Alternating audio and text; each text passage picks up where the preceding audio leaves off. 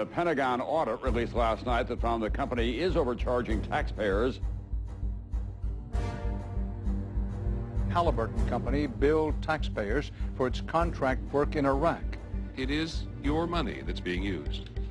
These contracts are managed under a system called CostPlus, which is the opposite of trying to save money. It guarantees that everything that you buy will be paid back and reimbursed if it's seen as justified, and you'll be given a profit in addition. A cost-plus arrangement that critics say leaves little incentive to save. The more taxpayer dollars Halliburton spends, the more Halliburton makes. CostPlus encourages you to run up the cost of a program because you are going to get a percentage of the end result. And so there's no incentive to stay at Motel 6. Stay at the Ritz-Carlton in Qatar, folks.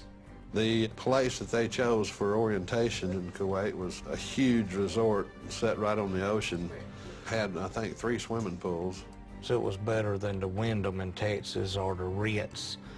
It was fancied up. Marble floors, mahogany woodwork. It was just beautiful. They had sea-doos, jet skis they could use. You could go and rent wave runners and go out and play in the water. We were renting wave runners, and we got paid by the hour to do it. I was told this: don't question it, enjoy it. Several government agencies are currently investigating if Halliburton overcharged for work already completed in Iraq. They had 5-star meals catered in every day. It was so lavish. Rows of vegetable platters, beef platters, fish platters. It's a cost-plus contract. KBR looked at it, the more money we spend, that's more money we get in our pockets. We had it made over there compared to the military. I mean, those guys were living in tents, and we had air-conditioned private hooches. The tents that we were staying in were completely moldy, and everybody was getting sick with respiratory infections. They're getting paid millions of dollars. Why can't they even give us a tent that doesn't make us sick to live in it? The soldiers are sleeping on these little cots out in the middle of the desert. While these KBR executives are driving these $40,000 vehicles. They and their secretaries are driving at least a $30,000 to $40,000 vehicle. This secretary lives in this complex, eats her meals in this complex, has her laundry delivered to her, has no reason to go anywhere at any time, but has a brand new top-of-the-line Ford or Chevy pickup with everything imaginable on it that you could put on it. Chrome rims and leather interior and CD players and all these extra amenities that, you don't really need in wartime. Why do they need an H2 Hummer? Why do they have Cadillac Escalades in Iraq for Halliburton managers? What is the purpose? One invoice that I saw was for about $7,000 for 1 month for a SUV on a lease. It was a 3-year contract. Comes up to roughly $250,000. A vehicle that you and I could purchase at the local dealership for probably top of the line $45,000. And the taxpayer paid $250,000 and never did own the vehicle.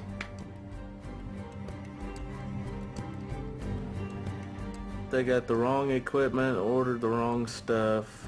Computers still in boxes, new vehicles. They'd push them out in what they called burn pits.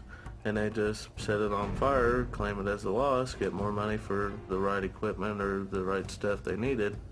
Why would you need to order somebody else's wrong equipment just because somebody pays you to do it? And you burn it and destroy it. You got brand new trucks over there, and there's not even oil filters. So when the motor blows, what do? Buy a new truck and build the government. $75,000 truck. They wouldn't even have a spare tire to fit it. And we had to blow it up. And they didn't care Halliburton did because the government's paying for it. We knew that every day that a vehicle broke down, we would have to destroy it. And these are maybe $80,000 vehicles, maybe $100,000. They're expensive trucks. We're burning fuel in front of Iraqi people. We're not really doing anything to help, and we just have to follow the orders. As a truck driver in the mail department, they'd send me to these camps with 1 bag of mail. That's risking my life just to deliver 1 bag of mail. escort entire convoys where every flatbed truck was empty. The allegations come from 12 truckers complaining that the company was wasting government money by running empty trucks on the convoys and billing the government for them. And it seems senseless to travel up and down the road and taking a chance of losing your life when there wasn't no purpose in it, when you went up empty and you come back empty. The allegation. I went to make a better life for my family. I always have a roof over their head and not have to worry about where their next meal's coming from. I went over there and I got my health messed up and got shot, bricked, knocked out, and everything else. I felt like not only I can make a decent living for my family and better myself, but I'll be doing something for my country, you know what I'm saying? I'm supplying the military and these guys where they can eat and help fight when we have to. But then, you know, you're looking and you're going up and down the road empty. Halliburton's charging the government for every camp they go by. And your buddy's getting killed for no cause at all. Not even as much as a Band-Aid on the truck. That's how Halliburton was making their killing, making their money. Is a legal way of stealing from the American citizen and the military. Halliburton is accused of hundreds of millions of dollars in improper charges. Pentagon auditors have found potential overcharges of $61 million. Now the numbers are apparently even larger than previously thought. Halliburton's unreasonable and unsupported bills exceed $1 billion. If anybody's overcharging the government, we expect them to repay that money. It's been proven so many times that Halliburton has overbilled them. And then the Pentagon still pays them anyway.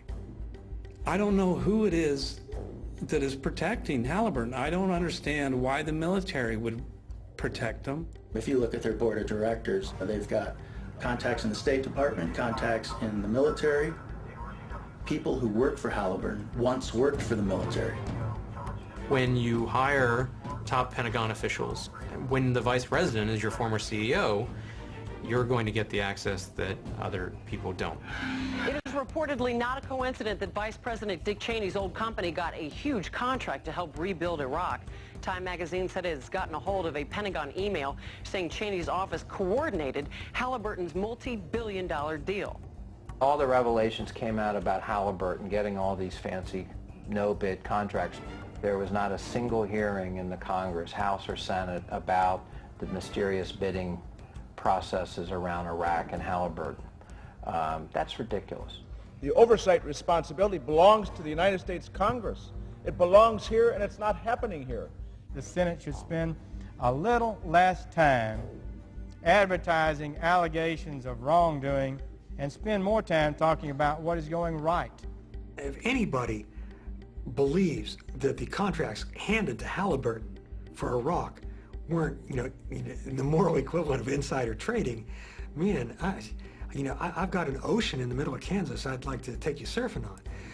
It's just phenomenal. Of course they were insider deals. Of course it was payback for old friends and political supporters and campaign contributors. They're very strategic in how they allocate their political contributions. You'll see most of their money going to the committees that oversee military matters and funding for it.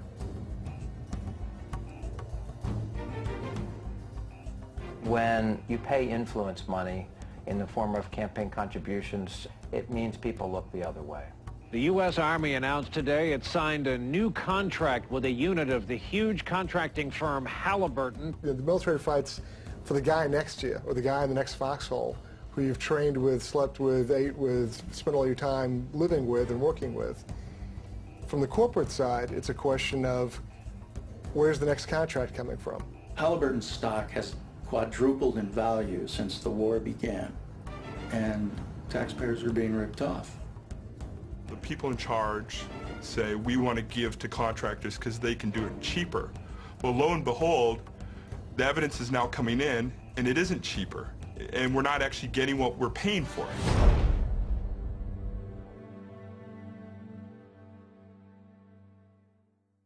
We were writing contracts with Halliburton and others to do things that Iraqis could have done better and far, far cheaper. And by the way, we would have gotten Iraqis off the street and given them jobs.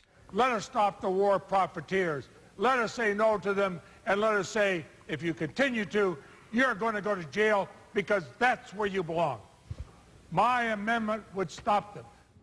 There hasn't been a single major piece of contracting oversight legislation passed by the Congress since the war began. Not even a significant amendment has been passed, despite all the enormous amounts of fraud and waste and abuse. There needs to be a special committee established, a bipartisan committee, to take a look at waste and fraud and abuse. The amendment is not agreed to. The amendment is not adopted. And the Leahy amendment is not agreed to.